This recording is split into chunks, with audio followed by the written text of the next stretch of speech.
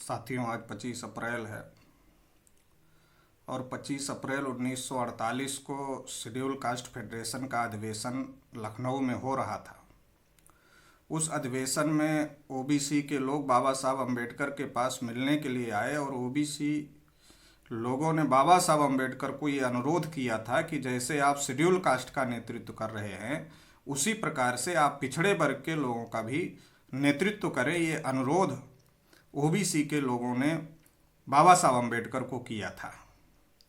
इस मौके पर बाबा साहब अम्बेडकर ने कई महत्वपूर्ण बातें कही थी। आज के दिन 25 अप्रैल के दिन उन बातों को याद करना जरूरी है और उन बातों की कितनी प्रासंगिकता आज की तारीख में भी है, इस बात को भी समझने की जरूरत है। सबसे इम्पोर्टेंट बात उस समय बाबा साहब अम्बेडकर ने ये कही थी कि कोई भी सरकार जो आपके पारंपरिक विरोधी लोगों के द्वारा बनाई गई है, वो सरकार आपका कल्याण कभी नहीं कर सकती, बल्कि वो सही नियम कानून को भी आपके विरोध में इस्तेमाल कर सकती है। ये खतरा बना रहेगा। इस बात को बाबा साहब अम्बेडकर ने स्पष्ट तरीके से उस समय कहा था। आज की भी परिस्थितियां वही है। देश में उस समय कांग्रेस की सरकार थी, जो कांग्रेस ब्राह्मणों ने बनाई थी। आज देश में बीजेपी की सरकार है, बीजेपी ब्राह्मणों ने बनाई। तो उस समय भी हमारे पारंपरिक विरोधियों की, जिन्होंने शेड्यूल कास्ट के लोगों को अछूत बनाया, ब्राह्मणों ने, आदिवासियों ने को जंगलों में रहने के लिए मजबूर किया, ओबीसी के लोगों के ऊपर शुद्रत थोपा और इनके हक अधिकार से पर पाबंदी लगाई, तो जो हमारे हजारों साल के पारंपरिक विरोधी लोग हैं, तब भी उनकी सरकार थी, आज भी उन्हीं की सरकार है। इस बात को हम लोगों को समझने की जरूरत है। दिखाने के लिए मुखौटा नरेंद्र मोदी है, लेकिन पीछे से सारा का सारा सरकार चलाने का कार्यक्रम, एजेंडा आरएसएस के माध्यम से चल रहा है।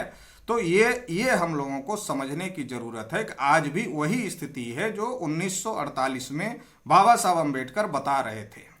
तो इस बात को हम लोगों को समझने की जरूरत है और इसलिए बाबा साहब अम्बेडकर इस बात को स्पष्ट तौर पर उस समय कह रहे थे कि हमारे लोगों को ब्राह्मणों की पार्टियों का पिछलग्गू बनने से कोई हल निकलने वाला नहीं है। उनका खुशामद करने वाला बनने से, उनके सामने दुम हिलाने वाला बनने से हमारी समस्याओं का कोई समाधान होने वाला नहीं है, हमारा कोई फायदा होने वाला नहीं है। इसलिए हम लोगों को अपना विकल्प खड़ा करना चाहिए। ये बात 1948 में बाबा साहब अम्बेडकर कह रहे थे और बाबा साहब अम्बेडकर जब इस बात को कह रहे थे तो ये बात तब भी उतनी प्रासंगिक थी और आज भी उतनी प्रासंगिक है, क्योंकि तब कांग्रेस के अंदर जो बैकवर्ड और शेड्यूल कास्ट के नेता थे, वो बैकवर्ड और शेड्यूल कास्ट के लिए बोलते तक नहीं थे। आज बीजेपी की गवर्नमेंट है, तो बीजेपी के अंदर जो बैकवर्ड और शेड्यूल कास्ट के नेता हैं, वो बैकवर्ड और शेड्यूल कास्ट के हक अधिकार के लिए बोलते तक नहीं है।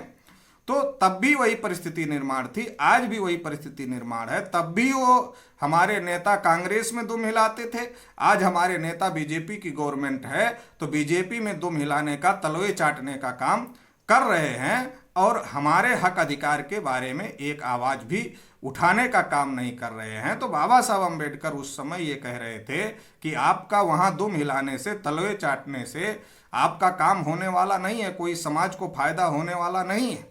आज भी वही परिस्थितियां देश के अंदर लागू है और इसलिए आज तमाम लोग हैं। इसलिए बाबा साहब अम्बेडकर ये बातें उस समय जब कर रहे थे, तो बाबा साहब अम्बेडकर नेहरू के मंत्रिमंडल में कानून मंत्री थे और बाबा साहब अम्बेडकर नेहरू के मंत्रिमंडल में कानून मंत्री होते हुए भी इस बात को अपने लोगों को समझाने का काम कर रहे थे कि हमें तीसरा विकल्प, तीसरी ताकत निर्माण करनी होगी।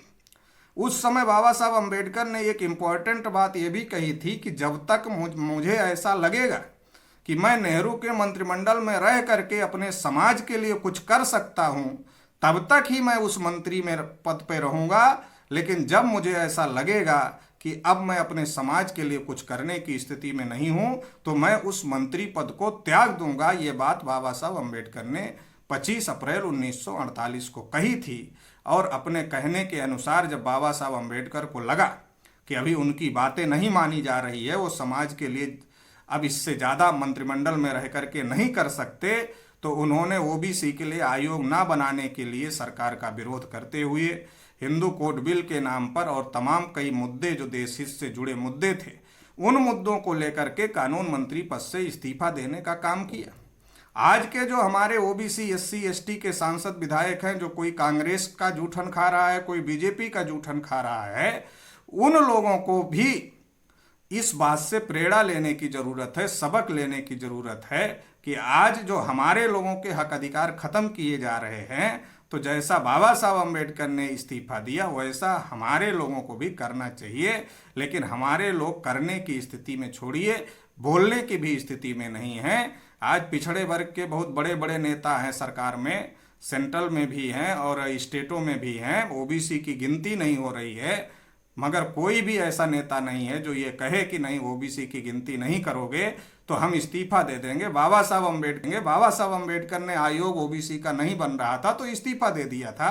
तो आज भी ये प्रासंगिक है, इस बात को समझने की जरूरत है। इसलिए बाबा साहब अम्बेडकर उस समय कह रहे थे कि हमें तीसरी ताकत, तीसरा विकल्प, तीसरी शक्ति निर्माण करनी होगी। और तीसरी शक्ति निर्माण करने के लिए बाबा साहब अम्बेडकर ये कह रहे थे कि शेड्यूल कास्ट और ओबीसी के लोगों को एक साथ आना होगा।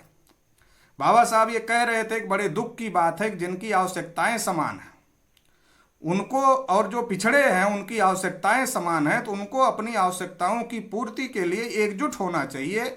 और जब एससी और ओबीसी के लोग एकजुट होंगे तो हम बहुसंख्यक हो जाएंगे, बहुजन हो जाएंगे। और जब हम बहुसंख्यक और बहुजन हो जाएंगे एससी एसटी ओबीसी के लोग, तो हम देश की सत्ता पर कब्जा कर सकते हैं। ये बात बाबा साहब अम्बेडकर ने 25 अप्रैल 1948 को कही थी।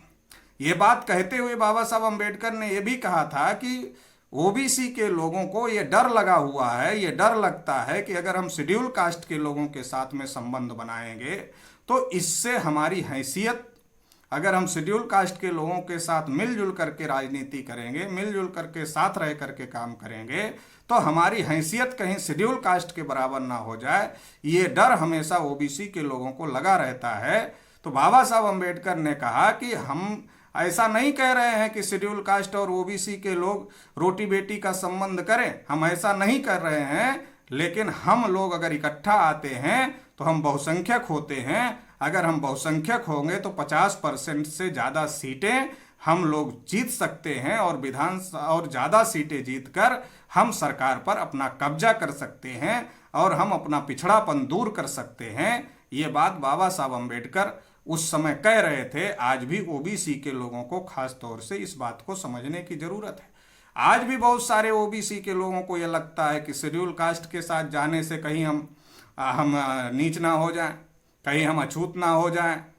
शेड्यूल कास्ट और ओबीसी के लोग अगर एकजुट आते हैं तो देश में जो ब्राह्मण हैं, बाबा साहब अम्बेडकर ने उस समय गोविंद वल्लभ पंत जो उत्तर प्रदेश के मुख्यमंत्री थे, तो बाबा साहब अम्बेडकर ने उस समय कहा था अगर शेड्यूल कास्ट और ओबीसी के लोग एक साथ आते हैं तो गोविंद वल्लभ पंत जैसे लोग आपके जूते का फीता खोलने में भी गर्व महसूस करेंगे।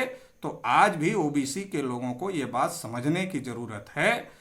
हम लोग अगर schedule caste, OBC, schedule tribe, minority के लोग एकजुट होते हैं तो देश में बहुसंख्यक हो जाते हैं, और बहुसंख्यक हो जाते हैं तो सत्ता पर हमारा कब्जा होगा। और सत्ता पर अगर हमारा कब्जा होगा तो जो हमारी हकमारी हुई है इतने दिनों से, हम अपने हक को प्राप्त कर सकते हैं, हम अपने अधिकारों को प्राप्त कर सकते हैं, अपने पिछड़ेपन को दूर कर सकते हैं। ये बात हम लोगों को समझने की जरूरत है। उत्तर प्रदेश में काशीराम जी और मुलायम सिंह जी ने मिल करके ये प्रयोग किया था और ये प्रयोग इतना सफल रहा कि जो बाबा साहब अम्बेडकर ने भविष्यवाणी की थी, उत्तर प्रदेश विधानसभा की स्थिति उससे भी बेहतर हो गई थी।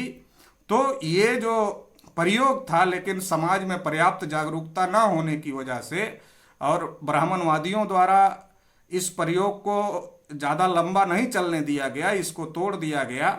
लेकिन हमें देशव्यापी आज जो मूवमेंट बहुजनों का खड़ा हो रहा है, इसके साथ जुड़ करके हमको देशव्यापी इस प्रकार का आंदोलन चलाना चाहिए। पहले तो सामाजिक रूप से जागृति पैदा करके, चूँकि बाबा साहब अम्बेडकर ही कहते हैं कि सामाजिक जागृति के बगैर राजनीतिक जागृति पानी के बुलबुले के समान है। तो हमें तो पहले schedule caste, schedule tribe, OBC, SC, ST minority सभी में मिल करके हमको सभी में सामाजिक जागृति पैदा करनी चाहिए और सभी में ये चेतना निर्माण करनी चाहिए कि हम सभी लोगों के ऊपर हजारों साल से अन्याय अत्याचार हुआ है और आज भी हो रहा है। इसलिए हम सभी लोगों को मिलजुल करके इस लड़ाई को लड़ने की जरूरत है। ये बाबा साहब अम्बेडकर ने जो 25 अप्रैल 1948 को जो भाषण दिया था लखनऊ में, वो आज भी हमारे लिए प्रेरणा स्रोत है और उससे प्रेरणा लेकर के आने वाले समय में हम देश में बहुजनों की सत्ता स्थापित कर सकते हैं। धन्यवाद।